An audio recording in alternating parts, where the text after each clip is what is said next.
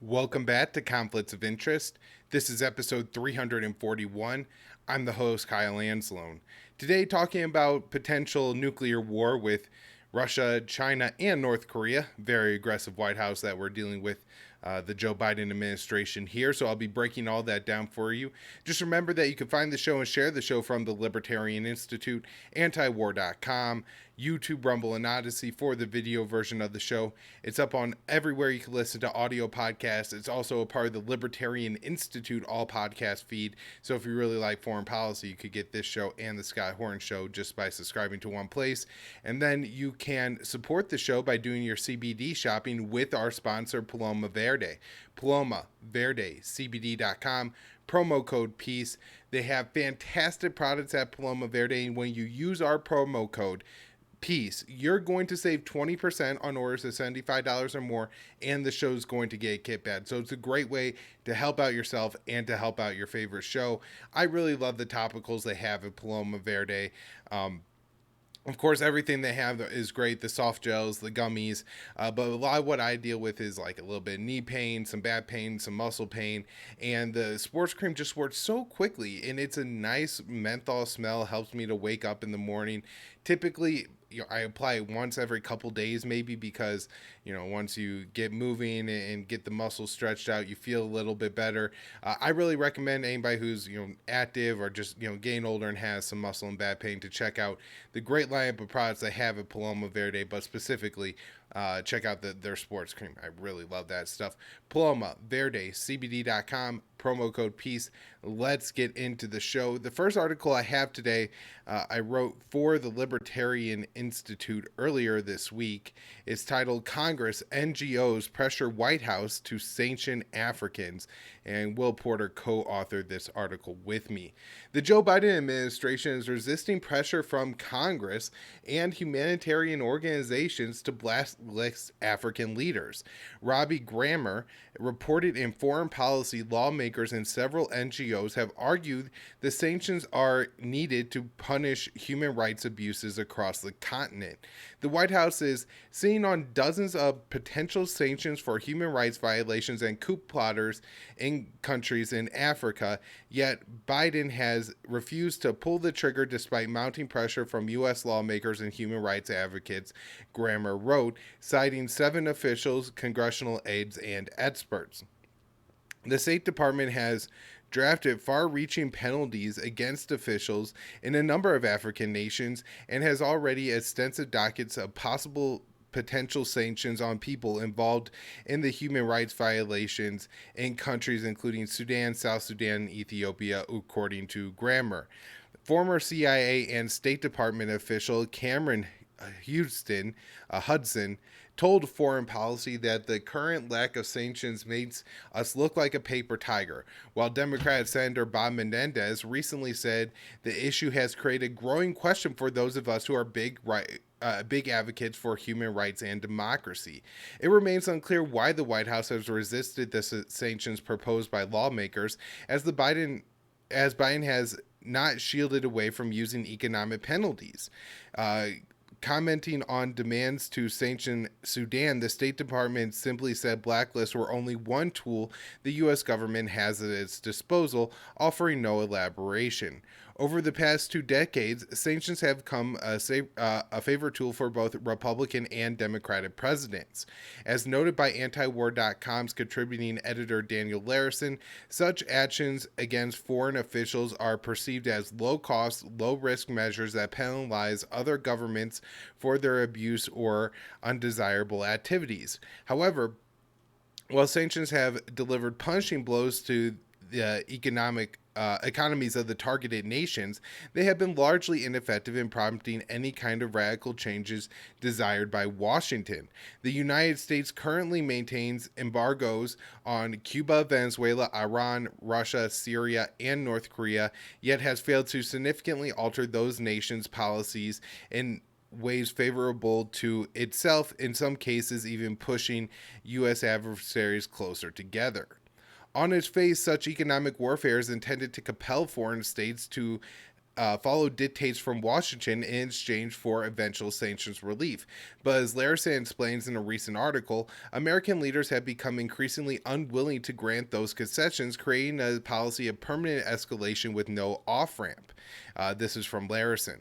The inability of the U.S. government to deliver credible, lasting sanctions relief is one of the bigger impediments to successful negotiations with targeted governments, because the other side has no reason to believe the U.S. will make good on its promises, even if they make all the concessions that Washington seeks. Despite their failures to bring the sweeping policy changes, sanctions are felt by average people in targeted countries, hitting the poor the hardest. According to Richard Hayana, a research fellow at Columbia University, Saltzman Institute for War and Peace Studies, countries under U.S. sanctions see their GDPs shrink by around 1% a year, or on average, or 13.4% drop over 7 years. The researcher observed the more stringent the sanctions regime, the greater the economic decline. The fall in GDP often results in critical shortages of staple goods as fuel, and medicine, with studies on Iran and Venezuela finding that American sanctions likely contributed or caused tens of thousands of deaths over the last several years. A recent sanctions campaign against Mali could offer a look at what's to come if the Biden administration heeds the calls to impose new penalties. Following a coup in the African nation, its third in 10 years, all led by Pentagon-trained military officials, the Economic Community of West African States, ECWAS, sanctioned Mali in an effort to immediately force a new election.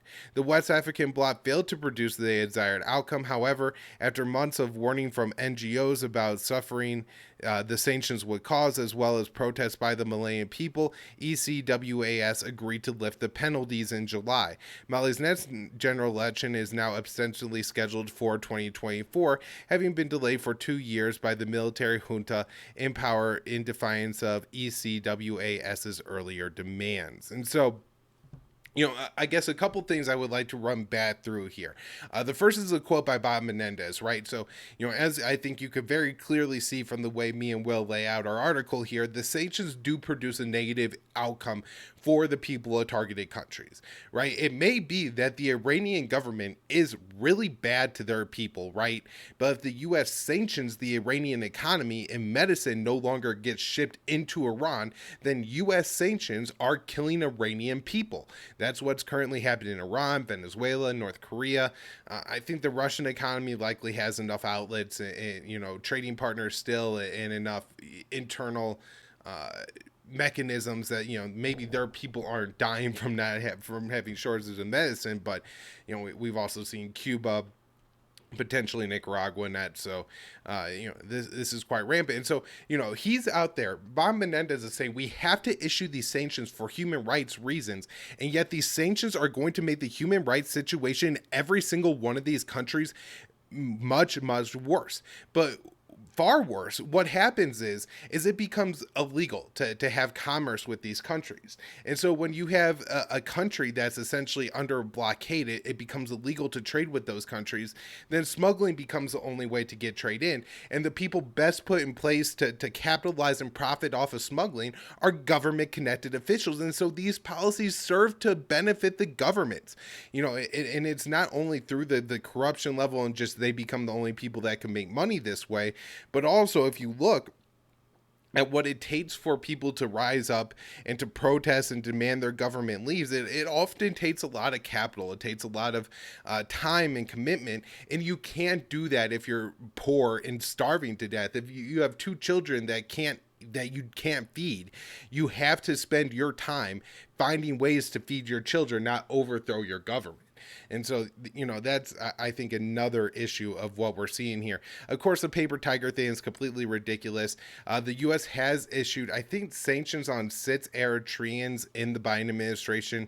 I believe these are the only sanctions that have been levied by the Biden administration on an African country. But there's a couple parts to this. One, it hasn't changed any policy. There's still war going on in Tigray, Ethiopia. It does seem that the Eritreans are still involved in that, partnered with the Ethiopian government. And look, you could look at what the Ethiopian government is doing and condemn it and find it horrific and things like that. But at the same time, how is the U.S. going to pick a side in this conflict that's seen massive atrocities committed by both sides? And of course, you can't just sanction the leaders of the Ethiopian government and the Tigrayan people, because that's just going to make everybody starve to death in a country already experiencing famine. Another part of this too is they talk about the human rights abuses on the continent and the coups on the continent. Well, if you look at the coups on the continent and you read any article by Nit Turse, who probably is the man who deserves the most respect for like covering things that go on in Africa, particularly things that run through the U.S. Pentagon African Command. And one of the things Turse points out, if you look at who's carried out all these coups in Africa, they're almost always military officials who have been trained by the Pentagon. And so the solution there isn't to sanction an entire country and starve a bunch of people to death because an American trained general decided that he was going to overthrow the government. The solution is to stop training African generals that end up overthrowing their government. Now, a couple more pieces to all this here. If we look at things going on in Africa, one of the worst human rights abusers is the Egyptian government that receives over $1 billion of American military aid a year. And then we also have, a lot of problems with the Somali government, and the U.S. is continuing to carry out a war on behalf of the Somali government. This from Dave DeCampo on October 25th at antiwar.com. U.S. launches another airstrike in Somalia, says 2 al-Shabaab fighters killed. On Tuesday, U.S. Africa Command said it launched an airstrike in Somalia against al-Shabaab on Sunday as President Biden continues to escalate the U.S. war in the country. AFRICOM said the strikes took place near the vicinity of a city in Somalia's central region, where heavy fighting between U.S.-backed Mogadishu-based government and al-Shabaab has taken place in recent months. AFRICOM said its initial assessment found 2 al-Shabaab fighters were killed and claimed the strike was launched as al-Shabaab was attacking government forces. The strike came as President Biden issued guidance changing the U.S. drone strike policy in general. Under the new guidance, strikes outside Iraq and Syria need presidential approval, but there is a major loophole. If a strike can be justified is launched in self-defense of U.S. troops or a partner force, it does not need to be signed off on by the White House, and the White House has put an additional 500 troops in Somalia. That way we send these troops out on missions, and then we could claim that they're acting in self-defense, even though how an American troop operating in central Somalia could ever be acting in self-defense when there's not a declaration of war, now war going on in Somalia that the U.S. is supposed to be involved in, is quite confusing. One last story on the sanctions here. This again from Dave DeCamp, this October 24th. Biden administration steps up sanctions on Nicaragua. The Biden administration on Monday announced a series of steps is taking against Nicaragua in the most expansive sanctions on the country since the U.S. rejected the result of the country's election last year. The State Department announced visa restrictions on over 500 Nicaraguan individuals and their family members. In a statement on the sanctions, Secretary of State Antony Blinken said the measures target members of Nicaragua's security services, such as the Nicaraguan National Police, officials, judges, prosecutors, higher education officials, and non-government actors. Blinken said the individuals enabled the alleged corruption of the government of President Daniel Ortega, who secured a 4th term in last year's election. Blinken added that no member of the Nicaraguan government nor anyone who facilitates its alleged abuses should be able to enter the United States. And so this is just completely stupid and ridiculous. Nicaragua is a country in our hemisphere. And so when you look at this, and this recently came up. We have like American country summits, right? And sometimes those are hosted in America. And so now we bar Nicaraguan officials for coming. So if there's an American, for the North and South America, the continents, right? If those two continents and decide to engage in diplomacy based in America, Nicaragua can now no longer participate. This is the stupidity of the sanctions policy that the U.S. constantly pursues. The Treasury Department, meanwhile, announced sanctions on Nicaragua's government, mining authority, and high-level government officials. On Monday, President Biden signed an executive order that gave him the authority to sanction companies or individuals involved with Nicaragua's gold industries, one of the country's largest sources of revenue. And if you look at Nicaragua, a huge amount of their exports are to the United States. So I imagine this will be a massive blow for their economy. All right, moving on. This article I wrote for the Libertarian Institute on October 25th. State Department threatens to use nuclear weapons against North Korea. So, and by the way, I initially had put the title here, White House, but it was the State Department who issued the threat this time. Deputy Secretary of State Wendy Sherman said the U.S. would be willing to deploy nuclear weapons against North Korea under certain conditions. During her recent trip to South Korea, Vice President Kamala Harris called for the denuclearization of the Korean Peninsula. Washington will use the full range of U.S. defense capabilities to defend our allies, including nuclear, conventional, and missile defense capabilities, the Deputy Secretary said during her meeting with South Korean and Japanese officials. Sherman added that the U.S. Secretary that the U.S. security commitment to Seoul and Tokyo is ironclad. The threat to use the bomb against North Korea comes nearly a month after Harris traveled to South Korea and demanded Pyongyang abandon its nuclear arsenal. The government, led by Supreme Leader Kim Jong-un, has consistently maintained that its nuclear forces are a deterrent against U.S.-led military action. In recent months, military activity on the Korean Peninsula has seen a significant spike, with Washington and Seoul conducting provocative live-fire war games, while a U.S. aircraft carrier recently made a port call to South Korea for the first time in several years. Washington, Seoul, and Tokyo signed a trilateral agreement to step up security ties in June. The three countries recently held joint military drills. North Korea denounced the agreement as an American effort to create a NATO-like alliance in the Pacific.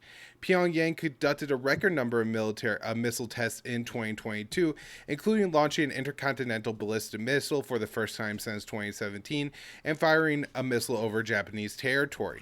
North Korea has also carried out aerial war games near the South Korean border. On Monday, ships from South Korea and North Korea exchanged warning shots along the shared maritime border. Sherman slammed Pyongyang's military activity as deeply irresponsible, dangerous, and destabilizing. South Korea's first vice foreign minister, Cho Hae-jong, said Kim's government was creating serious tensions on the Korean Peninsula. During the Donald Trump administration, the U.S. scaled back war games and halted the deployment of aircraft carriers to Korean waters. Pyongyang froze its missile program and dismantled a nuclear weapons testing site. North and South Korea removed several military posts along their shared border. After entering the White House, Trump issued a series of threatening tweets against targeting Kim. In 2018, Trump sat down with Kim, kicking off a period of warming relations and demilitarization. However, in 2019, a meeting between the American and North Korean leaders failed to produce an agreement after then National Security Advisor John Bolton killed the potential deal by attempting to make last-minute demands of Pyongyang. Under the leadership of President Joe Biden, the U.S. has adopted a more aggressive and less diplomatic approach towards North Korea. The result has been a near return to the heightened tensions of the early Trump presidency and the White House threatening to use nuclear weapons. So that's pretty much where we are right now on North Korea. Now I want to get into some Russian news. So there was this really great thing that happened. 30 progressive Democrats released a letter calling on the White House, saying that we're going to support the war still, but calling on the White House to also pursue negotiations. And this from Dave DeCamp at antiwar.com. House progressives retract letter to Biden calling for talks with Russia. Progressive Democrats in the House have retracted drafted a letter to President Biden calling for talks with Russia after facing backlash for suggesting the idea of pursuing diplomacy to end the war in Ukraine. The letter was signed by 30 lawmakers and was led by Rep. Jayapal, a Democrat from Washington State, the chair of the Congressional Conservative Progressive Caucus. In a statement, she said that the letter was drafted several months ago and blamed the release on her staff. The Congressional Progressive Caucus hereby withdraws this recent letter to the White House regarding Ukraine. She said the letter was drafted several months ago but was unfortunately released by her staff without vetting. As chair of the caucus, I accept responsibility for this. A source familiar with the matter contradicted this statement in comments to Politico, saying the letter's release was personally signed off by the Congresswoman. The letter was initially drafted in June. Some signatories publicly said they wouldn't have endorsed it today. I signed this letter June 30th, but a lot has changed since then. I wouldn't have signed it today, Rep. Sarah Jacobs said on Twitter on Tuesday. We have to continue supporting Ukraine economic and militarily and give them leverage to end this war, without actually encouraging them to end the war. In the letter, the lawmakers made clear that they support the Biden administration's policy of shipping tens of billions of dollars in weapons to Ukraine, but said diplomacy should be pursued to curtail the risk of nuclear war and catastrophic escalation. Jayapal said that it was retracted because it was being conflated with comments made by House Majority Leader Kevin McCarthy, who said Republicans wouldn't be willing to write a blank check for Ukraine. Because of the timing, our message has been conflated by some as being equivalent to the recent comments made by Republican leader McCarthy threatening to end aid to Ukraine if Republicans take over, she said. She pointed out that there has been no opposition to the Biden administration's Ukraine policy from Democrats in Congress. She said Democrats have strongly and unanimously supported and voted for every single package of military, strategic, and economic assistance to the Ukrainian people. She continued that the war in Ukraine will only end with diplomacy after a Ukrainian victory. How stupid is this? All right, so this is, I was livid in it. I was legitimately happy with the House Progressive Caucus here. I thought this was a very important move. While their letter had a lot of things in it that I don't agree with, that I think are wrong to even say, nonetheless, that's probably what needed to be in the language to make it politically acceptable for this letter to be set in the first place.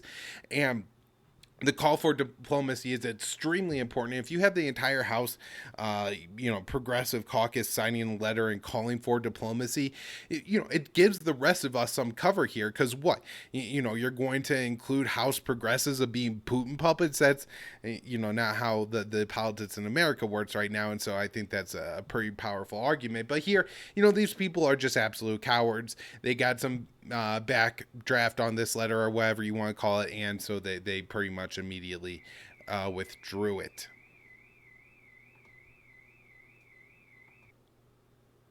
All right, so this next story is a little bit of a follow-up from Monday's show. This article from Dave DeCamp at antiwar.com, October 24th.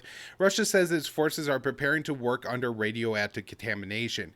So on Monday's show, I discussed how the Russian defense minister held calls with, I think, 5 other defense ministers around the world and said that, they're really worried in Russia about Ukraine deploying a dirty bomb to stop Russian forces from advancing and things like that. So a Russian official on Monday said that Russia was preparing its forces to work under radioactive contamination as Moscow is accusing Ukraine of planting munitions mixed with nuclear material known as a dirty bomb. Now, I think there's a couple possibilities here. One, Russia may really be worried about this. For Ukraine, it may be one of the larger battlefield weapons that they're actually able to put together and use. I kind of doubt that Ukraine will actually use a dirty bomb just because it might cost them some real support with a lot of their European partners. And then I had this, kind of second thought, and this is something I remember quite a bit growing up, is after the war in Iraq started, well, probably before too, but, through the 2000s, people would talk about the idea of a dirty bomb, the idea that, terrorists would collect this nuclear material. I think one thing we've seen a lot of from Russia during this war is they basically recycled a lot of propaganda points from the U.S. war on terror and what the U.S. has done over the past 2 or 3 decades to justify their war in Ukraine. I think part of this is meant to like be a direct shot and like kind of a fu to the White House, and so I wouldn't be surprised if maybe some of that's going on here. But maybe Russia is actually worried about this. There's also talk of one side or the other blowing up the dam in Kherson and causing significant flooding and potentially a different kind of mass casualty event. And that's a very great article here from Dave DeCamp at antiwar.com. Nancy Pelosi calls for Ukrainian victory at Crimean Forum. House Speaker Nancy Pelosi said on Tuesday that the first parliamentary summit of the International Crimean Platform in Croatia, a forum that was set up to discuss expelling Russia from the Crimean Peninsula, had Pelosi speak at the event. In her speech, she said that the U.S. will support Ukraine until Ukrainian victory is won. For Ukraine, victory means expelling Russians from Crimea, a scenario Russia says would consider an existential threat, giving it the pretext to use nuclear weapons under Moscow's military doctrine. Look, even if like there's this lunacy in Washington where they actually think that Ukraine is going to be able to take back some of these southern territories, they are making some progress in the Kherson region right now, but the idea that they would take back Crimea is just completely absurd. Ukraine's first deputy of foreign affairs said that Pelosi's participation in the summit means that the U.S. supports Ukraine's goal of driving Russia out of Crimea. And I think that, signal is there. And so that was really concerning. And then Russia is set to begin its annual nuclear drill. So we just had the Steadfast Noon, the U.S. iteration of this, and now we're getting the Russian. I think they call him Grom. And then it looks like Sweden is going to end up in NATO. The new Swedish government is saying that they will fulfill the deal with Turkey, so Stockholm can join NATO. All right, wrapping up with some news on China here. First article here from Dave DeCamp, October 20th. Navy officials said the U.S. should prepare for China to invade Taiwan this year. This is kind of striking because there's only 2 months left in this year. And so that seems like if China was going to invade Taiwan this year, they would already be having to, start a massive military buildup. It even says potentially a 2023 window. So, he's even kind of indicating that he's not saying like a year from now. He's saying this year as in 2022. I think the Pentagon current assessment is around 2027, which I think if you look at the abilities of China, that's probably more realistic. Although I do think when China says that they're more interested in a peaceful reunification with Taiwan, we should take that seriously and try to make sure things move in that direction. Taiwan, the U.S. signed a deal to maintain island's Patriot missile systems. And so this is a part of the just massive amount of military aid that the U.S. has been increasing to Taiwan in the past couple of years. The Senate wants to give Taiwan an additional $10 billion in military aid over the next 5 years. And so, I mean, this is just going to potentially, I think, cause China to look at a war-based reunification Taiwan in the near future. I think fearing that Taiwan is going to receive so many American weapons that it's going to cause China more and more to ever retake the island, or Taiwan will just declare independence and there won't be a lot Beijing could do about it without a huge war that involves America. So it could push, I think, China to add sooner, although I don't know. I really think that China is set on peaceful reunification, and that's what we've heard from China. Putin for years warned that Russia would invade Ukraine before Russia invaded Ukraine. China has made some warnings about, what their limits are and at what point they would invade Taiwan. But I don't think we're quite there. I think the two situations are still quite different. So, anyways, that's where I'm wrapping up for today. Sorry, everyone. There's car alarms going off. My dogs are a little bit loud. Next time, I'm going to give them a couple of the CBD treats before the show, and we'll see if it's a little bit more quiet. Paloma Verde sells great dog CBD treats as well. Anyways, everybody, thanks for tuning in. PalomaVerdeCBD.com. That's our sponsor. The promo code is PEACE. That gets you a discount and the show a kickback. You could just, follow my work at Kyle Anzalone_. The show's at con_interest. You can support what we're doing at the Libertarian Institute or antiwar.com. And yeah, just put out the show. Do what you can. Thanks, everyone.